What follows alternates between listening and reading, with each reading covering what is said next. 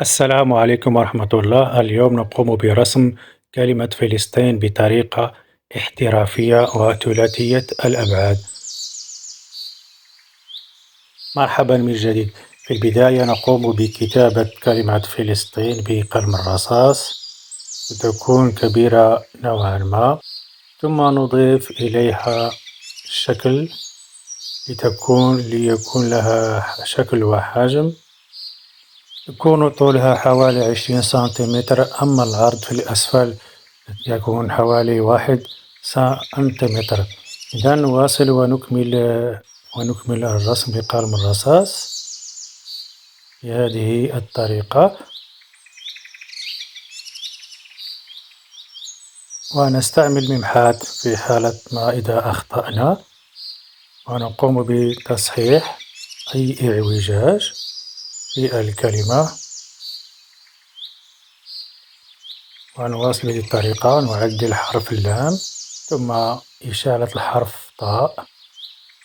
الآن ننتقل إلى النون، ونقوم برسم ورقة في آخر حرف النون، تكون وتمثل ورق الزيتون، لأن فلسطين مشهورة بالزيتون.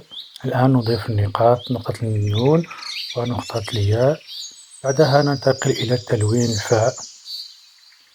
الفاء بالأحمر، ثم تلوين اللام بالأسود، ونقوم بتسريع الفيديو، ثم الطاء بالأسود. أما في الوسط السين نتركها باللون الأبيض واستعمال قلم الرصاص للتوضيح.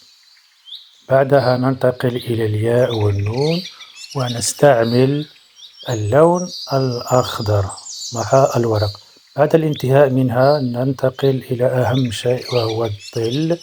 إذا نقوم بإضافة كلمة حرف فاء أو حرف فاء بقلم الرصاص، ولكن بشكل مائل، ثم اللام حتى يظهر بشكل ظل، ثم ننتقل إلى الجهة السفلية بهذا الشكل لحرف السين، ونواصل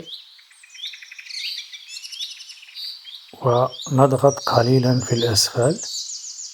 عندما يكون الظل قريب من الشكل يكون داكن نوعا ما. الآن إلى إشالة حرف الطاء.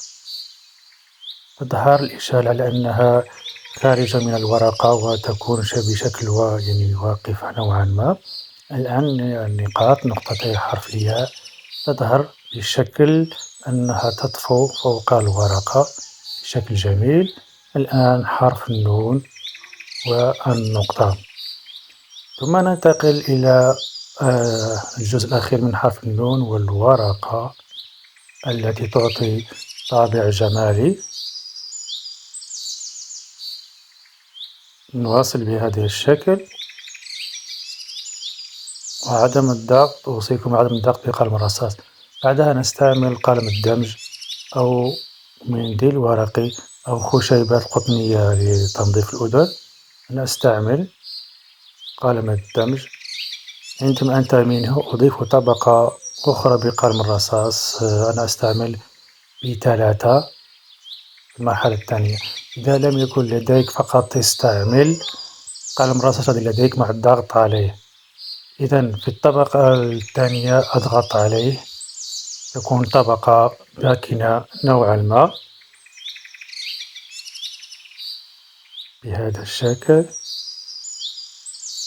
مع استعمال قلم الدمج أو قلت منديل ورقي أو خشيبات قطنية. أواصل كافة نفس الطريقة أستعملها في كافة الحروف.